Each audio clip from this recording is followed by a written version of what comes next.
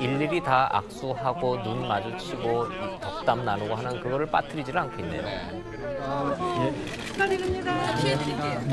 축하합니다. 건강한 나라 만드세요. 축하합니다. 축하합니다. 뒤로. 어서 오십시오.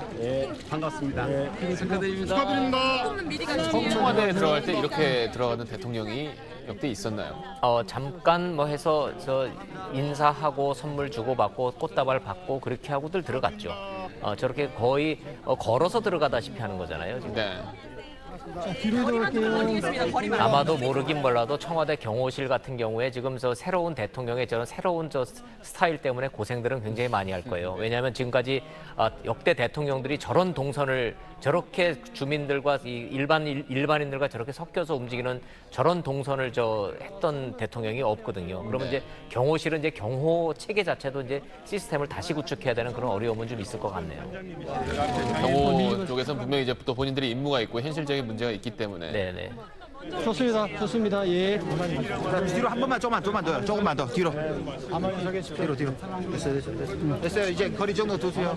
이 정도 좋습니다. 예. 지금 보고 계신 화면은 청와대 앞 분수대에서 청운 효자동 또 삼청동 사식동 주민들 그러니까 청와대 주변에 사는 종로구 주민분들 약 200여 명이 나와서 문재인 대통령이 청와대로 막 들어가기 전에 어떻게 보면 환영 행사를 지금 하고 있는 모습을 보고 계십니다.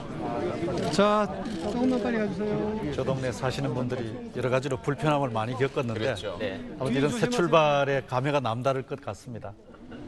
그래도 저도 지난 겨울에 광화문에 현장 취재도 나가보곤 했습니다만 그래도 그 많은 인원들이 주말마다 와서 사실 저기 직접 사시는 분들한테 굉장히 좀 시끄럽고 피해가 갈 수도 있는데 그래도 불평 없으시고 또 오히려 오는 촛불 집회 참가자분들한테 따뜻한 차라도 대접하는 그런 모습을 보면서 참 저기 살고 계신 분들도 어떻게 좀 생각하는 부분은 국민의 한 분으로서 다 비슷한 게 아니었나 그런 생각을 했었습니다.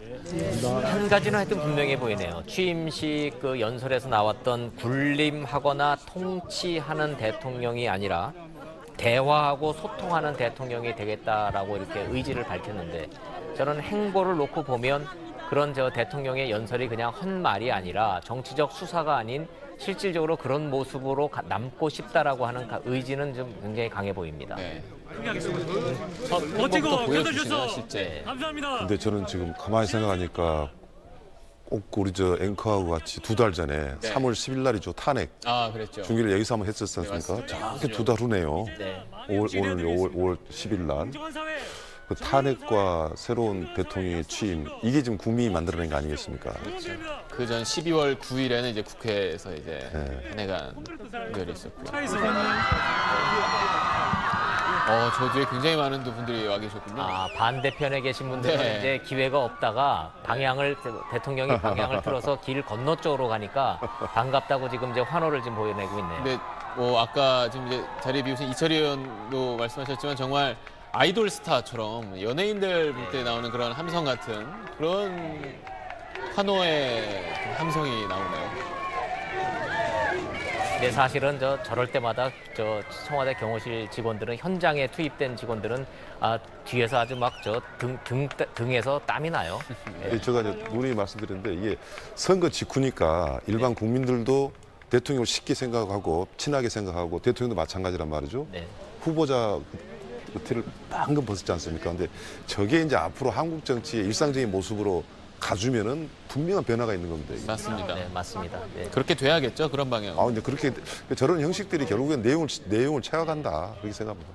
한 가지 또 큰 변화 느껴지지 않으세요? 화면을 이렇게 보시면은 주민들마다 들고 있는 손에 들고 있는 태극기. 지난 2달 동안 대한민국의 태극기는 둘로 쪼개졌었잖아요.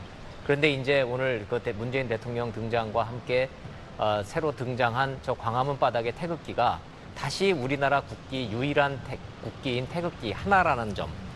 그 점이 저는 참 또 다른 감개무량을 가져다 주네요. 네, 이제 청와대 본관 쪽으로 이제 진입을 막 앞두고 있는 상황입니다.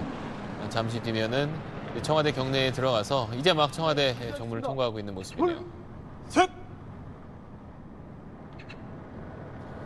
문재인 대통령으로서는 2008년에 떠났으니까 9년 만에 다시 청와대에 돌아가게 되는 거네요. 그렇습니다. 9년 만에 들어왔고 더 가까운 역사를 따져보면 청와대가 지금 주인 없이 비어 있지 한 달 남짓 된 거죠.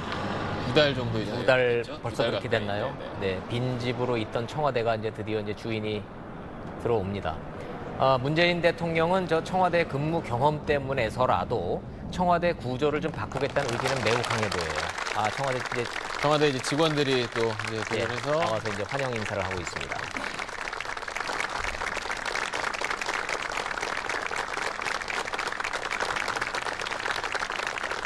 문재인 대통령의 좀 감회가 좀 남다르겠네요. 다시 9년 만에 이제 대통령이 돼서 다시 여기 돌아왔으니까요.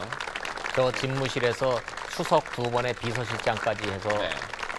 근무를 하다가 나갔었죠. 노 전 대통령 생각도 좀 날 것 같고요. 네.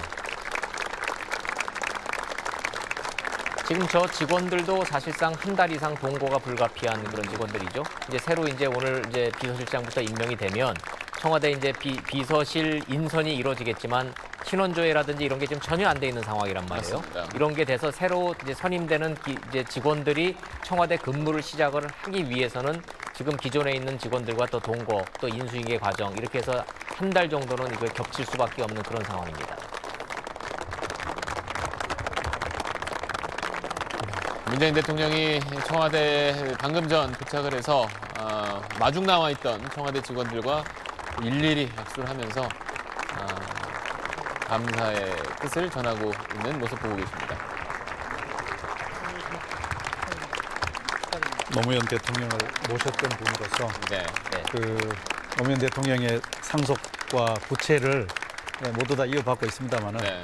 아마 좋은 쪽으로 잘 활용을 하지 않겠나 하는 생각입니다. 청와대 생리를 누구보다도 잘 알기 때문에 네.